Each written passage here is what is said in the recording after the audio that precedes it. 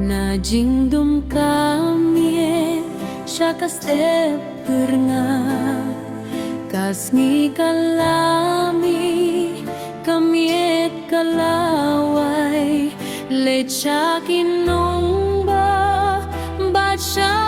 kinong rit ya tu ya kubot siya panguji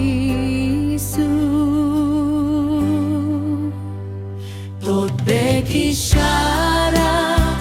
ai ba kim kirnai lia jingkan sha ji sun rung bet sembai jeng son pen priang keleng ya tu ya ku bot sha panguji Kabalang ublay kadai ban penna ya ku